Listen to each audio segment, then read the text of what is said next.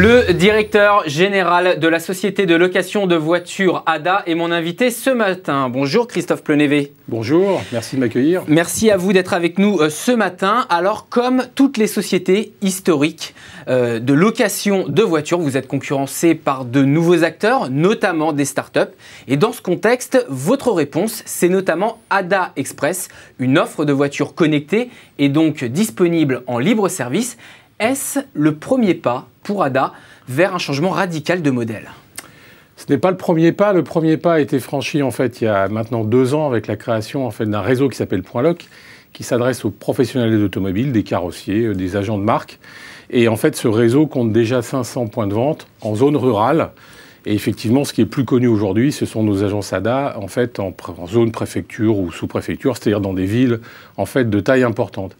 ADA Express, c'est simplement, effectivement, vous avez raison de le dire, la réponse en fait à un besoin d'autonomie du consommateur, c'est-à-dire qu'il peut venir louer sa voiture sans passer par l'agence.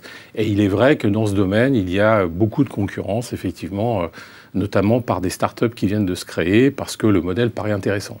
Et puis alors, c'est quelque part aussi une offre simplifiée ADA Express par rapport aux offres anciennes que vous commercialisez, puisque ADA Express, c'est déjà 4 véhicules et 4 utilitaires qui sont proposés, et le tout avec 2 tarifs, tarif illimité pour le kilométrage ou avec 150 km si je ne me trompe pas. Est-ce que derrière cette simplification de l'offre et ces bornes libre-service, ce qui se cache aussi pour ADA, qui est une franchise, c'est la transformation numérique? Alors, vous avez tout à fait raison, transformation numérique, mais également notre ADN, qui est celle d'être un loueur, donc d'avoir une certaine expérience de ce qu'attendent les clients. Donc c'est vrai que nous avons modélisé avec une simplicité, pas trop de véhicules, c'est effectivement une promesse. On vient louer le véhicule que l'on a vu en fait sur le site internet. Deuxièmement, effectivement des offres extrêmement compactées, raccourcies, 2 tarifs, 150 km par jour au kilométrage illimité, une totale transparence pour le consommateur sur les assurances et les conditions de souscription du contrat.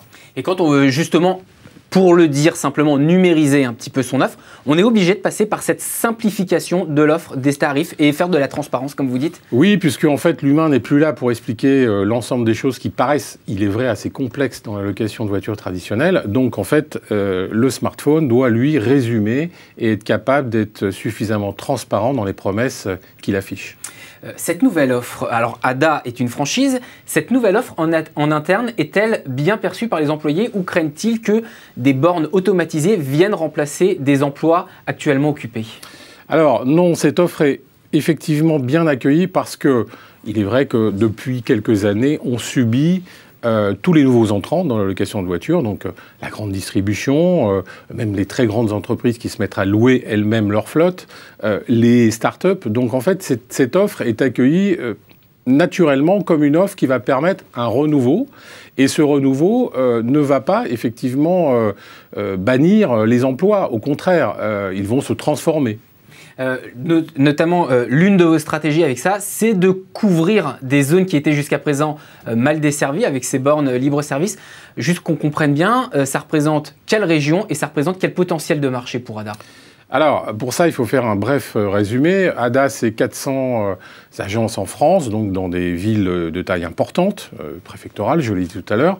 C'est aujourd'hui 450 points log dans des zones rurales, avec des noms de villes que je ne pourrais pas vous citer parce que tellement, en fait, les villes sont petites. Et entre les deux, eh bien, on a des villes qui sont délaissées par les transports publics, délaissées en termes d'offres parce qu'il n'y a pas le potentiel en fait pour des grandes structures de location à s'implanter. Je citerai par exemple Vannes, mais même par contre des villes comme Poitiers qui paraissent quand même des villes importantes où l'offre de location de voitures est très très faible. Donc ce sont ces villes-là qui vont permettre en fait à ADA Express de s'implanter. Et sans cette offre ADA Express qui repose sur le numérique, est-ce que vous pourriez couvrir ces zones-là avec des agences, on va le dire, entre guillemets, à l'ancienne, ou est-ce que ça ne serait pas rentable sans ces outils numériques, justement? Écoutez, on a déjà essayé. C'est pas rentable. C'est pas rentable. Donc le numérique vous permet d'être rentable sur ces zones-là? Bien sûr, bien sûr. En fait, dans ces zones-là, on est souvent inférieur à 300 000 € de chiffre d'affaires par point de vente. Donc, sur un an? Sur un an, pardon, oui, sur un an, par année.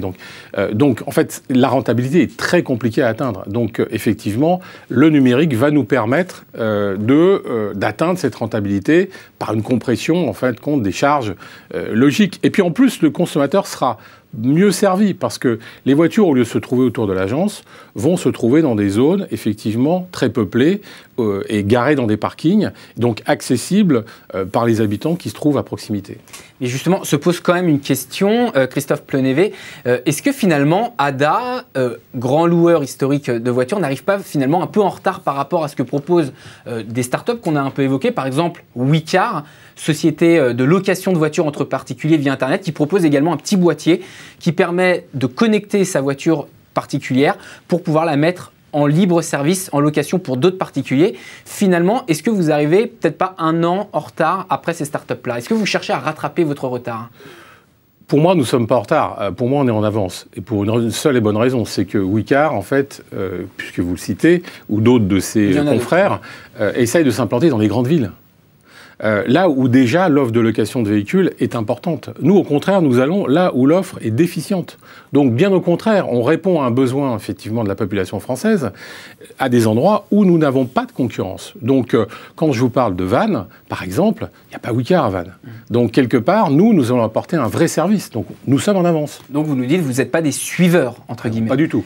Et cette offre-là, alors, depuis combien de temps y travaillez-vous? Et ça vous demande aujourd'hui quel effort en termes d'investissement? Alors, d'abord, dans l'entreprise, c'est un effort important puisque, en fait, on fonctionne avec cette offre en mode start-up à l'intérieur d'ADA, déjà, parce que c'est fondamental. On ne peut pas, effectivement, prendre les gens qui sont là depuis quelques années pour réinventer un modèle qui est totalement différent. Donc, déjà, ça nous impose d'avoir un modèle de start-up à l'intérieur de l'entreprise. Et oui, des investissements, puisqu'on doit trouver, d'abord, les solutions informatiques et technologiques nécessaires. Nous les avons trouvées. On doit faire des développements nouveaux pour permettre effectivement d'atteindre une voiture à partir d'un smartphone. Donc les investissements au départ sont effectivement importants, mais ils sont nécessaires et en fait on compte bien les amortir dans le temps. Et justement, c'était ma dernière question. Vous espérez qu'ADA Express, ça représente quoi dans votre business model en termes de chiffre d'affaires dans les prochaines années? Quels sont vos objectifs? Écoutez, très rapidement, en fait, on va dire en 36 mois, il faut que l'on atteigne 250 points de vente, en fait, avec cette offre ADA Express, qui va venir également coloniser derrière les banlieues des grandes villes. Parce qu'en fait, dans les banlieues des grandes villes, là aussi, nous sommes parfois dans des modèles économiques qui sont à moins de 300 000 €. Donc, la colonisation d'ADA Express va se faire naturellement. Et le véhicule connecté, de toute façon, dans l'ensemble de la sphère ADA, donc sur toutes nos marques, va être atteint, c'est-à-dire à 100%, dans à peu près 24 mois. C'est-à-dire que dans 24 mois, je vous promets que tous les véhicules, en fait, sous bannière groupe ADA, seront connectés. L'occasion de vous réinviter alors pour faire le point. Bien sûr, avec plaisir. Merci Christophe Plenévé, je rappelle, directeur général d'ADA.